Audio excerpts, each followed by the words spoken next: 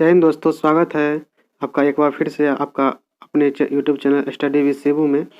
तो आज के इस वीडियो में हम नेटवर्क थ्योरी का जो हमने पिछला वीडियो दिया था वो हमारा इलेक्ट्रिक चार्ज का था, बेसिक कॉन्सेप्ट। उसमें जितने भी इलेक्ट्रिक चार्ज के बेसिक्स थे उसमें मैंने बताया था। तो आज के इस वीडियो में हम उसके एमसीक्यू को सॉल्व करेंगे। कुछ एमसीक्यू का मैंने सेट लाया है, उसको हम बनाएंगे। और आपके अगर वो वीडियो आपने नहीं देखा है तो आपको डिस्क्रिप्शन में लिंक दिया गया है, तो आप वहां से जाके देख सकते हैं। और अगर आप इलेक्ट्रिक चार्ज के नोट्स चाहते हैं तो आप टेलीग्राम चैनल ज्वाइन कर सकते हैं। तो चलिए बिना देरी किए हुए हम उस इलेक्ट्रिक चार्ज के जो क्वेश्चन लाए हैं उसको हम सॉल्व करते हैं। चलिए देखते हैं। देखिए, अभी जो अपने लोग जितने भी चार्ज के कॉन्सेप्ट पे बेसिस जितने भी क्वेश्चन एमसीक्यू को सॉल्व करेंगे वो आपके किसी न किसी एग्जाम्स में आपका पूछा गया है। जैसे कि ये देखिए, आप ये क्वेश्चन आपका HPCL AMT 2019 में आपका पूछा गया है, तो आप इस चीज़ को ध्यान में रखिएगा। तो क्वेश्चन है आपका फर्स्ट क्वेश्चन कि द यूनिट ऑफ चार्ज क्या है। तो ये आपके काफ़ी बेसिक सा बात है, तो ये इसमें आपका राइट आंसर कूलाम हो जाता है। देखिए फ्रेंड्स, इसमें आपको ज़्यादा मेहनत करने की ज़रूरत नहीं है। अगर आपने जो मैंने वीडियो दिया हुआ है आपके प्लेलिस्ट में बना हुआ है, अगर आप उस वीडियो को देख लेते हैं एटलीस्ट उसमें 19 मिनट का वीडियो, अगर आप उसको पूरा देख लेते हैं तो आपको चार्ज से रिलेटेड कहीं पे कुछ दिक्कत नहीं होगा। और चार्ज से कुछ रिलेटेड बातें थी जो मैंने उस वीडियो में कवर नहीं किया है, उसको हम जब इलेक्ट्रोस्टैटिक्स जो हम बताऊंगा आप लोगों को, तो उसमें हम उस बात को कवर कर लेंगे जो भी टॉपिक मेरा छूटा हुआ है। तो नेक्स्ट क्वेश्चन देखिए। नेक्स्ट क्वेश्चन है आपका which of the following R E mobile. तो देखिए ई मोबाइल क्या होता है आपका। तो देखिए पहले मोबाइल समझते हैं। मोबाइल पार्टिकल्स आपका वो होता है जो आपका मूव करेगा। मोबाइल आप पार्टिकल्स आपका मूव करेगा जिसमें आपका इलेक्ट्रॉन और होल्स होता है। तो इलेक्ट्रॉन और होल्स आपका मूव करता है, बट यहाँ पे ई मोबाइल पूछा गया है तो इसमें आपका आयंस हो जाएगा। तो आपका इसमें राइट आंसर आयंस होगा, क्योंकि आयन ई मोबाइल होता है और ई मोबाइल कहने का मतलब वो मूव नहीं कर सकता है। तो इसमें आपका राइट आंसर आपका आयंस हो जाएगा। चलिए नेक्स्ट क्वेश्चन की तरफ। चलिए पहले पेन चेंज करते हैं।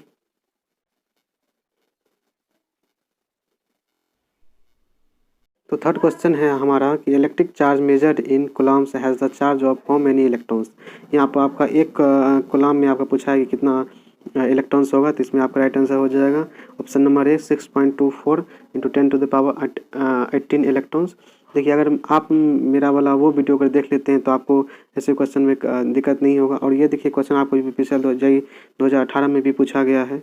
तो काफ़ी बेसिक सा क्वेश्चन पूछते हैं, बस आपका कॉन्सेप्ट क्लियर होना चाहिए। नेक्स्ट क्वेश्चन की तरफ बढ़ते हैं।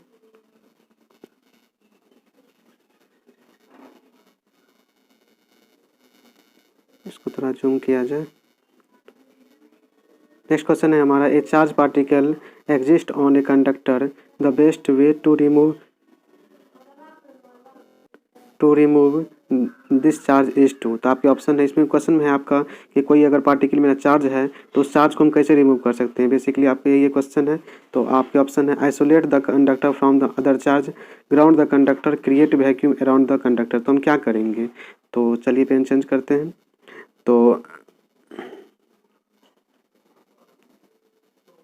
तो इसमें जो अगर कोई पार्टिकल मेरा चार्ज है तो उस चार्ज को रिमूव करने के लिए हम उसको ग्राउंड कर देंगे, क्योंकि जो हमारा अर्थ होता है, जो ये अर्थ का सिंबल आपका ऐसा है, ये जो अर्थ है आपका वो किसी भी चार्ज को अपने अंदर ये एक तरह से बोलते हैं कि समाहित कर लेता है। इसीलिए ना कि जब ये आपका कभी कभी लाइटनिंग होता है, यानी कि बिजली का तड़का आपको आसमान से पृथ्वी पर आता है तो ये ज़मीन में चला जाता है और वहाँ पे जाके ये न्यूट्रल हो जाता है। ठीक, तो अगर कोई मेरा चार्ज है तो उसको हम अर्थ कर देंगे, यानी ग्राउंड कर देंगे। देखिए अर्थ और ग्राउंड में ज़्यादा का डिफरेंस नहीं है, वो हम कभी और बातें करेंगे। तो उसको हम कोई अगर चार्ज है तो उसको हम अगर ग्राउंड कर देंगे तो मेरा वो चार्ज पार्टिकल हट जाएगा। नेक्स्ट क्वेश्चन देखिए।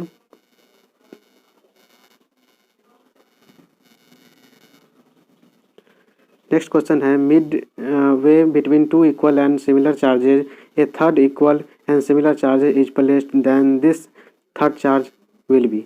तो क्वेश्चन के कहने का मतलब है कि दो चार्ज मेरा रखा हुआ है equal and similar. Equal similar कहने का मतलब कि मान के चलिए कि अगर ये 2 कूलम का ये एक बॉडी, ये एक बॉडी, अगर ये 2 कूलम का है तो ये भी 2 कूलम, सॉरी 2 कैसे हो गया, ये भी 2 कूलाम का है। तो अगर और ये तो आपका इक्वल हो गया। सिमिलर कहने का मतलब कि अगर ये प्लस है तो ये भी प्लस होगा, अगर ये माइनस तो ये भी माइनस, तो हम प्लस लेके चलते हैं। तो ये कहा गया कि अगर थर्ड को मान चलिए एक और हम पार्टिकल ले लेंगे और सिमिलर ही और इक्वल मास का ही, यानी कि 2 कूलाम का ही हम ले लेंगे, तो क्या इफेक्ट पड़ेगा इस तीनों के अरेंजमेंट पे, इस तीनों के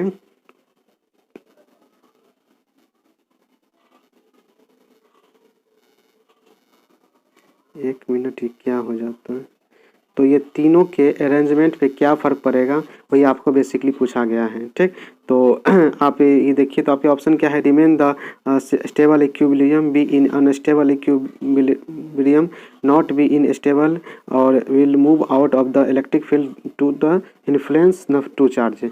देखिए जब ये हम इक्वल एंड सिमिलर चार्ज बीच में सेम इक्वल एंड चार्जेस को हम रख देंगे, तो ये मेरा क्या होगा, रिमेन स्टेबल रहेगा। ठीक, रिमेन इन स्टेबल इक्विलिब्रियम में रहेगा। ये ऑप्शन आपका राइट आंसर हो जाएगा कि वो सेम स्टेबल इक्विलिब्रियम में ही रहेगा, उसमें कोई भी फ्लक्चुएशन नहीं होगा। नेक्स्ट क्वेश्चन देखिए, नेक्स्ट क्वेश्चन है आपका, चलिए इसको जूम करते हैं। नेक्स्ट क्वेश्चन है कि इफ़ एन एटम लॉजेज और 1 और मोर इलेक्ट्रॉन्स इट बिकम्स। कल मैंने आप लोगों को बताया कि अगर कोई एटम है, कोई एक एटम है, अगर वो जो मान के चलिए ये एक एटम ए है, ये एक एटम बी है, अगर ये इलेक्ट्रॉन लूज करता है तो ये पॉजिटिवली चार्ज हो जाएगा, और ये अगर गेन करता है, मान चलिए ये लूज करेगा तो ये तो गेन ही करेगा। ठीक, हम इस दोनों के बीच के इंट्रैक्शन का बात कर रहे हैं। अगर ए मेरा लूज करता है तो ये पॉजिटिवली, और बी गेन करता है तो ये निगेटिवली आपका हो जाएगा। तो ये आपको बेसिक क्वेश्चन पूछा गया है कि अगर लूज करेगा तो इलेक्ट्रॉन वो एक या एक से अधिक, तो क्या हो जाएगा, तो आपका पॉजिटिवली चार्ज हो जाएगा, हाँ इलेक्ट्रिकली पॉजिटिव आपका हो जाएगा। ऑप्शन नंबर बी आपका राइट आंसर हो जाएगा। और ये देखिए आपका SSC JEE 2017 में भी पूछा गया है। नेक्स्ट क्वेश्चन देखिए, नेक्स्ट क्वेश्चन है आपका, what is the charge of A stable atom.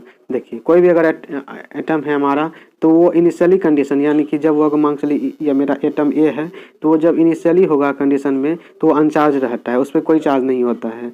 ठीक, बाद में अगर उसको हम फ्रिक्शन वगैरह करवा के उस पर हम चार्ज डेवलप कर सकते हैं, बट वो जो इनिशियली स्टेट में रहेगा तो वो में अनचार्ज रहेगा। जैसा कि क्वेश्चन में है कि आपका charge of stable atom, stable में है तो वो अनचार्ज है। ठीक, जब ही स्टेबल वर्ड लग गया तो वो अनचार्ज हो जाएगा। ठीक, तो चलिए नेक्स्ट क्वेश्चन देखते हैं।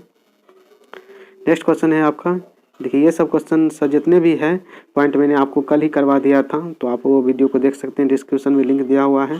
क्वेश्चन है आपका, electric charge of a body a condition due to.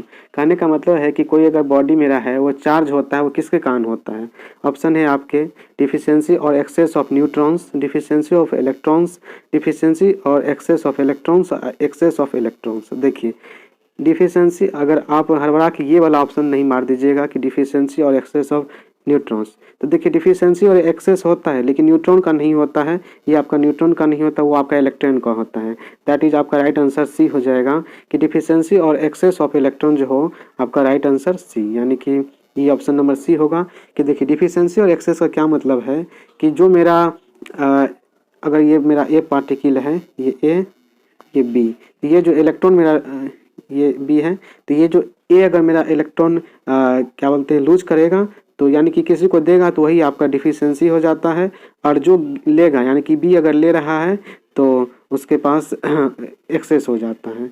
तो वही बात है कि डिफिशियंसी और एक्सेस ऑफ इलेक्ट्रॉन आपका ये हो जाता है, उसी से काम मेरा चार्ज डेवलप्ड होता है। नेक्स्ट क्वेश्चन देखिए, नेक्स्ट क्वेश्चन है आपका, what does the region around the stationary electric charge. देखिए ये क्वेश्चन स्टेशनरी इलेक्ट्रिक चार्ज का पूछा गया है कि आपका उसके चारों रीजन कैसा होगा। तो आपके ऑप्शन है electric field, magnetic field, semi permeable region, insulating field. तो देखिए स्टेशनरी जो होगा जब भी, तो उसमें आपका जो फील्ड बनेगा वो इलेक्ट्रिक फील्ड बनेगा, यानी कि ऑप्शन नंबर ए आपका राइट आंसर हो जाएगा। ये देखिए जम्मू कश्मीर JEE में 2016 में पूछा गया क्वेश्चन कि स्टेशनरी जब चार्ज होगा मेरा तो उसमें जो फील्ड बनेगा वो इलेक्ट्रिक फील्ड बनेगा। और देखिए मूविंग में क्या होता है वो आपको हम अगले क्वेश्चन में बताते हैं। देखिए मूविंग में क्या होता है, मूविंग में ये होता है कि मूविंग चार्ज प्रोड्यूसेस। तो देखिए मूविंग में क्या होता है कि ये दोनों होता है, इलेक्ट्रिक भी होगा मैग्नेटिक भी होगा। दैट इज आपका ऑप्शन नंबर सी होगा तो चलिए इसका हम कंक्लूजन क्या निकला कि जब मेरा स्टेशनरी चार्ज रहेगा SC रहेगा तो उसमें जो फील्ड बनेगा वो मेरा इलेक्ट्रिक फील्ड बनेगा। ELE मैं शॉर्टकट में लिख रहा हूँ, आई होप आप ये समझ रहे होंगे। और मूविंग चार्ज जो होगा MC जो होगा वो आपका इसमें दोनों बनेगा, ELE इलेक्ट्रिक भी बनेगा एंड मैग्नेटिक भी बनेगा। आई होप आप ये समझ गए होंगे। ये क्वेश्चन दोनों क्वेश्चन आपके लिए काफ़ी इंपॉर्टेंट है कि स्टेशनरी रहेगा तो आपका ओनली इलेक्ट्रिक फील्ड बनेगा और मूविंग चार्ज हो जाएगा तो उसमें दोनों फील्ड यानी कि इलेक्ट्रिक और मैग्नेटिक फील्ड दोनों बनेगा। ठीक, नेक्स्ट क्वेश्चन देखिए। नेक्स्ट क्वेश्चन है आपका कि the diameter of an atom is about. तो एटम का हम जनरली डायमीटर कितना लेते हैं, तो इसमें आपका 10⁻⁻10 मीटर आपका राइट आंसर हो जाएगा। ये आपको याद ही रखना है। ठीक, नेक्स्ट क्वेश्चन देखिए। नेक्स्ट क्वेश्चन है आपका the mass of A proton dash the mass of electron. तो कल मैंने आप लोगों को बताया था कि मास ऑफ प्रोटॉन जो होता है वो ग्रेटर देन होता है मास ऑफ इलेक्ट्रॉन के, यानी कि मास ऑफ प्रोटॉन यानी प्रोटॉन का मास ज़्यादा होता है इलेक्ट्रॉन के मास से। ठीक, तो कितना ज़्यादा होता है तो वही यहाँ पे पूछा गया है कि, तो इसमें आपका राइट आंसर 1837 टाइम्स हो जाएगा। दैट इज आपका मास ऑफ प्रोटॉन जो होता है वो 1837 टाइम्स होता है मास ऑफ इलेक्ट्रॉन का। कल वैसे भी मैंने कल वाला वीडियो में प्रीवियस ईयर की वीडियो में मैंने ये बताया था। ये क्वेश्चन आप अभी भी देख सकते हैं कि मास ऑफ प्रोटॉन जो आपका होगा वो 1837 इंटू मास ऑफ इलेक्ट्रॉन्स होगा। क्योंकि इलेक्ट्रॉन का मास कम होता है इसीलिए वो मोबाइल पार्टिकल्स और मूवेबल होता है। आप प्रोटॉन मेरा मूवेबल नहीं होता है क्योंकि उसका मास ज़्यादा होता है, लेकिन इलेक्ट्रॉन का मास कम होता है इसीलिए वो मूवेबल होता है। जैसा कि आप देख सकते हैं, अगर यहाँ से आप मास ऑफ इलेक्ट्रॉन निकालिएगा तो ये MP/1837 हो जाएगा। ठीक, तो जो कि काफ़ी कम होता है, इसी कारण इलेक्ट्रॉन मेरा मूवेबल हो सकता है।